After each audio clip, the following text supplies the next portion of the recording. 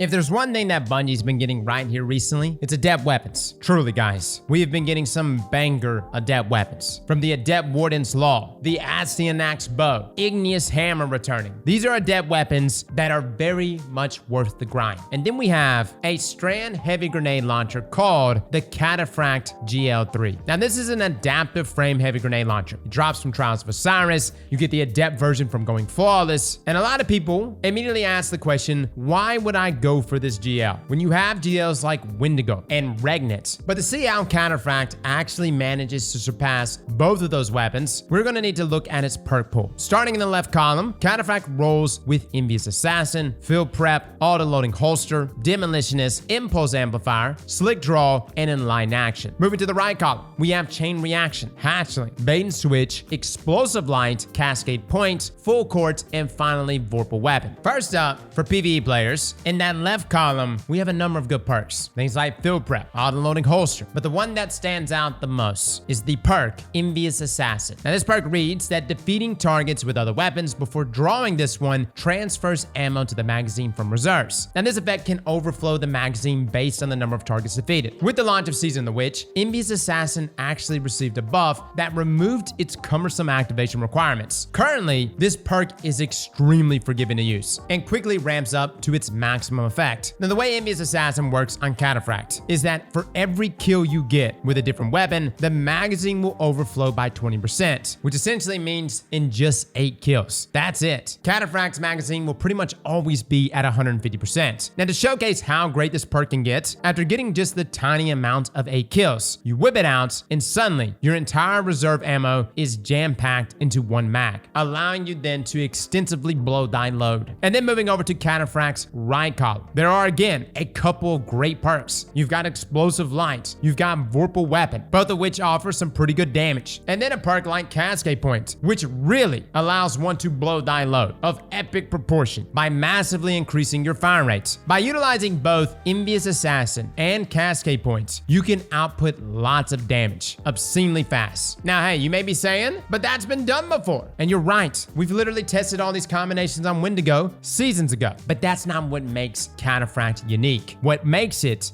better than the competition is that it is the only grenade launcher in the entire game that can roll with the perk Bait and Switch. Now Bait and Switch reads, deal damage with all equipped weapons within a short time to give this weapon a damage boost. And that damage boost is a whopping 35% damage for 10 seconds. Now for context, this perk is one of the main reasons that weapons like Apex Predator and Cold Comfort reign supreme when it comes to DPS scenarios. As for how Bait and Switch works on a grenade launcher, it actually turns out to be more efficient than Bait and Switch on a rocket. That's because to proc the bonus damage, you have to use all weapons, including the weapon with Bait and Switch. Now when Bait and Switch is on a rocket, you're essentially losing one whole rocket's worth of increased damage. But with Cataphract, the amount of shots coming out of the weapon during use is much more than a rocket, making the lost damage of the first shot negligible. And since we're using Envious Assassin, reloads don't happen, and thus we could pretty much blow our entire load with that 35% damage increase. Now before we move on to talking about how to correctly use Cataphract and what the full God Roll is, let's make sure you're setting it up properly. Of course that means having spike grenades as your magazine perk for that free 10% bonus, but there's still something else. What I'm talking about is the interaction between your damage numbers and your blast radius stats. With an adept Cataphract that is rocking an adept projectile speed mod, the explosion damage hits for 42,817 damage, and the impact damage hits for 18,585, giving us a total of 61,402 damage per grenade. But if we slot on an adept blast radius mod, the explosion damage hits for 43,801 damage, but the impact damage goes to 17,087 damage, giving us a total damage of 60,888, which is of course less. Now keep in mind, that's only a 1% difference, but we're Destiny players. There's not too many other things in our life that we have to be perfectionists about, but when it comes to God Rolls, we absolutely are. You want to keep that blast radius as low as possible. And this goes for any grenade launcher, by the way. Now, a Cataphract being a Trials weapon, it has access to 3 origin traits. One being Alacrity, we also have One Quiet Moment, and Amalon Fluid Dynamics. Now, out of these 3, just choose whichever one feels best for the activity you're going in. If you're playing solo, then obviously, Alacrity is really good. And if you're running with a fire team, then use something like One Quiet Moment or Amalon Fluid Dynamics. Nothing out of these origin traits really changed the game though. Now with that information all out of the way, what is this weapon's true god roll? For us, it's Hard Launch, Spike Grenades, Envious Assassin, and Bait and Switch. That is the roll I desperately want. Now for my folks that are like, yo, Cross, we're not in a grenade launcher meta. Rockets are king. Keep in mind, at one time, GLs